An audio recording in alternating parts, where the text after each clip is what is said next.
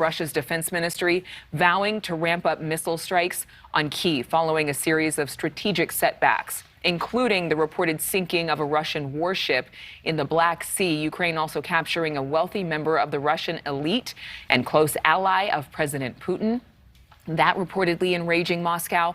Meantime, Finland and Sweden, two countries very close to Russia's border, are considering applying to join NATO. Now, despite heavy losses of Russian troops, forces do appear to be close to finally capturing the key port city of Mariupol, which has been heavily assailed by missile strikes. And that would be a significant victory for President Putin. Kelly Meyer is live at the White House this morning with more. Kelly.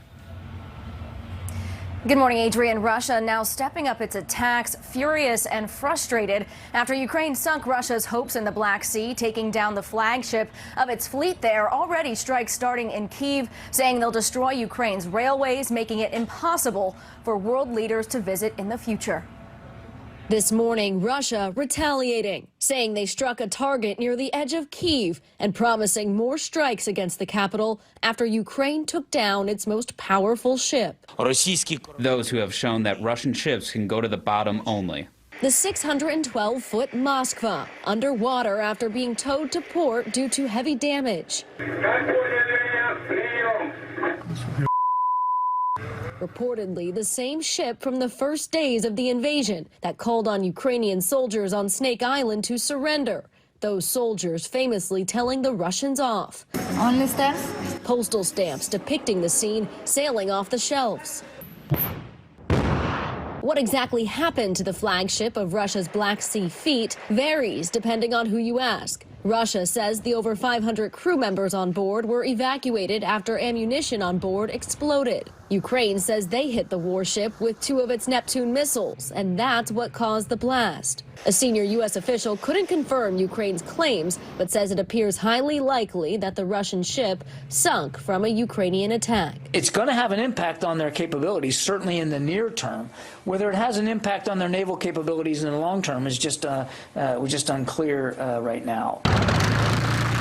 A blow to a military already facing a slew of setbacks, from morale and supply issues to failing to achieve one of the Kremlin's main goals, control of the capital of Kyiv. Ukrainians forcing them out of the city, Russia pushing to the east, readying for a new deadly offensive. This morning, Moscow making gains in a southern port city, claiming to have taken over a Mariupol plant. It's been the scene of some of the heaviest fighting of the war. If it falls, it would be the first major city to do so. Ukrainians fighting to keep control since the early days of the war. Ukrainian President Zelensky praising his country's resistance, now 50 days into the war, noting how many people didn't think they would survive the first days of the battle.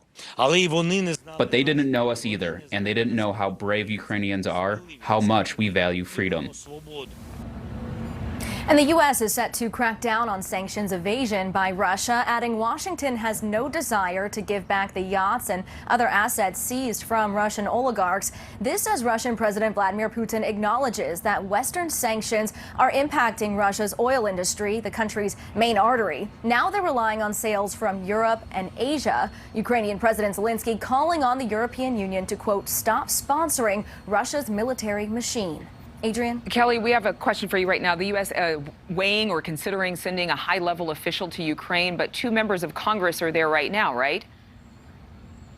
That's right. Two Republican lawmakers become the first U.S. officials to visit Ukraine since the war began. This is Montana Senator Steve Daines and Indiana Congresswoman Victoria Spartz. They traveled to Kyiv Thursday and visited the graves in nearby Bucha. Daines saying the world needed to see what Vladimir Putin has done. A bit of confusion here yesterday. Biden suggesting to reporters he was ready to go to Ukraine. White House Press Secretary Jen Psaki later clarifying they are not sending the president to Ukraine. Thank you so much for watching. Make sure to click on the red subscribe button below so you can get more of NewsNation's fact-driven, unbiased coverage.